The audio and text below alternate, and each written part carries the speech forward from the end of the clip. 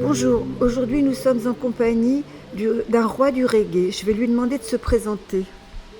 Bonjour tout le monde, moi c'est King Rasteva. Pouvez-vous me donner votre parcours? Mon parcours, en bref, je suis originaire de Burkina Faso.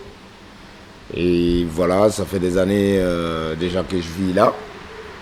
J'ai commencé ma petite musique depuis l'âge d'environ 12 ans. Et j'ai continué, j'ai essayé de jouer les instruments. Entre-temps, un peu de la kora, de la percu. Après, j'ai commencé à vouloir essayer de faire autre chose en plus. C'est de faire genre la basse, batterie, un peu de piano aussi. Et vous êtes chanteur? Oui, je suis chanteur, compositeur, auteur-compositeur. Quelles sont vos activités musiciennes? Mes activités musiciennes que j'ai déjà fait. Oui, c'est que vous avez Les fait. activités que j'ai déjà fait des tournées un peu partout. C'est-à-dire? Et partout, pas surtout le globe terrestre. Voilà, mais déjà en Allemagne, la Belgique, la Norvège. J'ai fait un peu beaucoup de scènes aussi dans la région, à Vraise, ici. Des tournées africaines, je Voilà, suppose? j'ai fait aussi une tournée africaine, voilà, pour essayer de faire connaître un peu l'album. D'accord.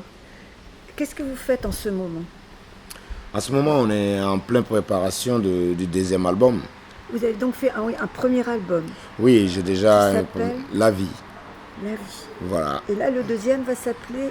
Le deuxième, déjà, j'ai pas encore donné de titre à l'album pour le moment parce que vraiment on est en train de peaufiner ça pour essayer de grimper un peu plus haut que le premier album parce que c'était un peu lourd aussi et c'était le premier album donc c'était un peu pas facile.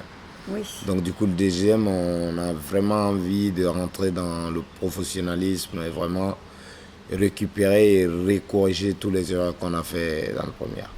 Il faut bien faire des erreurs pour pouvoir progresser. Voilà, c'est pour ça, ça permet de se situer. Et il sera prêt dans combien de temps? Vous en avez une idée? Ouais, si tout va bien, elle sera bonne d'ici janvier. D'ici janvier. D'ici D'accord. janvier. Et vous le promouvrez comment?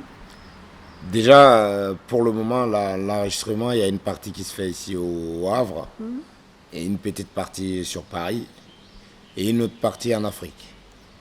Ben dites donc, ça Voilà.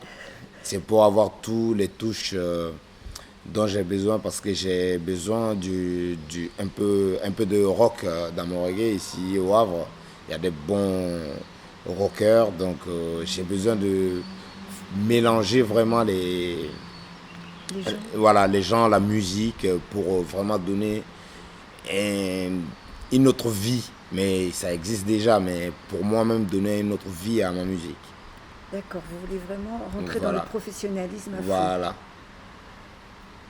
Et sinon, on vous dit musicien engagé. Oui, musicien engagé, oui, je le suis parce que je défends beaucoup la cause des gens défavorisés et je parle beaucoup de la vie de tous les jours, des difficultés et je prône la paix aussi parce qu'il faut vraiment être engagé pour essayer de prôner la paix, de véhiculer le bon message. Quels sont vos mentors? Mes mentors, il y en a beaucoup. Je ne finirai pas d'en citer. Il y a Tiken Jah Fakoly, il y a Alpha Blondy, et voilà, il y a Don Carlos. Donc il y en a plein que j'ai écouté. Mais Tiken Jah et Alpha, je suis beaucoup plus proche encore que les autres artistes. Et pour en revenir à votre musique, est-ce que vous composez ou est-ce que vous chantez des chansons que vous connaissez? Je compose.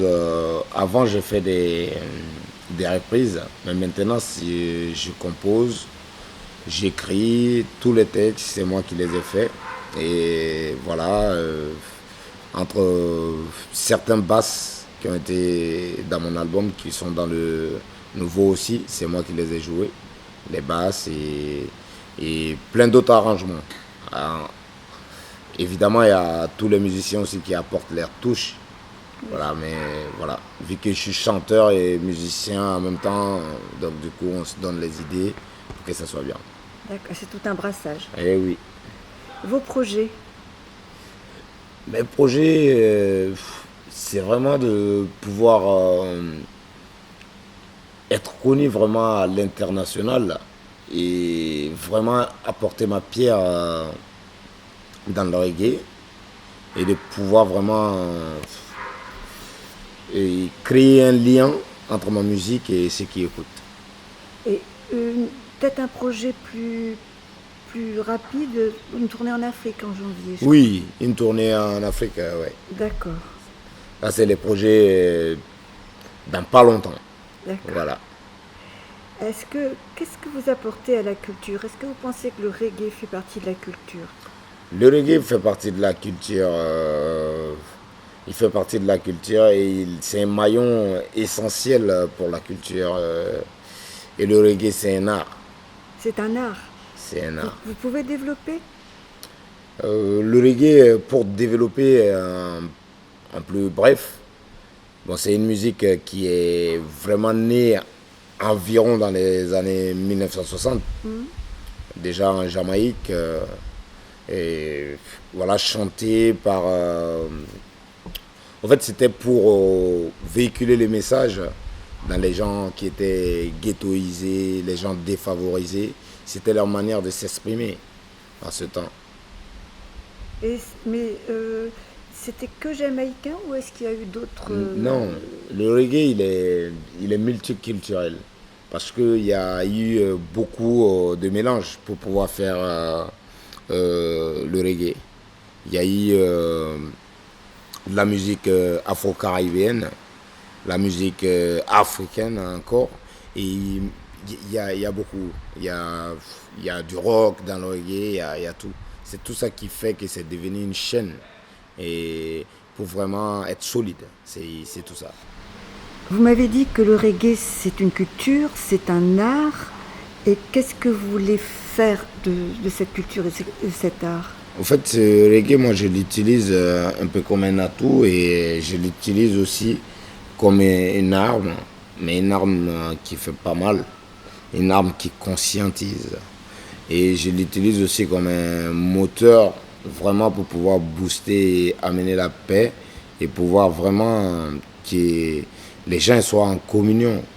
Parce que quand tu écoutes le reggae, avec, comme on le dit, good vibes, parce que le reggae, ça porte un message très très fort, c'est le peace and love. Ça veut dire paix et amour. Ça, c'est un peu la devise des Rasta. Voilà, donc du coup, ça fait qu'on veut beaucoup la paix, on aspire à avoir la paix tous les jours dans le quotidien et vraiment que les gens soient vraiment ensemble, unis et qu'on puisse bannir tout esprit nocif dans nos quotidiens. En parlant de Rasta, est-ce que la coiffure Rasta est indissociable du reggae?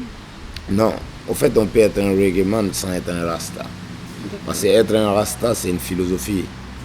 Voilà, c'est une philosophie, être un Rasta, parce que tout le monde ne peut pas être un Rasta. C'est-à-dire? Ça veut dire tu peux avoir pas de dreadlocks sur la tête, mais être un Rasta parce que ton cœur il est pur et que tu as envie de la paix et tu as envie de l'amour. Tu as envie que la vie elle soit bien. Donc en ce moment, c'est un esprit Rasta. C'est pour ça. C'est une sorte de philosophie. C'est une philosophie Rastafari.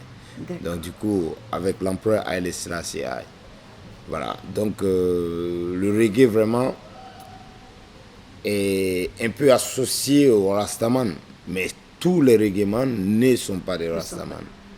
Eh bien, écoutez, je vous remercie de cette précision. Merci. Avez-vous autre chose à ajouter? J'ai un petit message à faire passer. C'est vraiment de dire aux gens de soutenir la musique reggae et de vraiment donner de la force et vraiment d'être soudés, solidaires et être tolérants les uns envers les autres. Et on va avoir un monde encore plus juste si tu regardes ton prochain avec amour. Voilà. Où peut-on vous joindre? Quelles sont vos adresses? Moi, pour me joindre, il y a le numéro de mon manager. Et c'est au 07 81 03 21 59. Vous pouvez répéter? 07 81 03 21 59. Avez-vous une page Facebook? Oui, ma page Facebook, c'est Rasteva officiel. Vous êtes sur YouTube? YouTube, oui, avec le même nom, Rasteva ou King Rasteva, je suis sur YouTube. Eh bien, écoutez, je vous remercie. Merci à vous aussi. Et je vous souhaite une bonne journée. Merci à vous et à la prochaine. À la prochaine. Merci.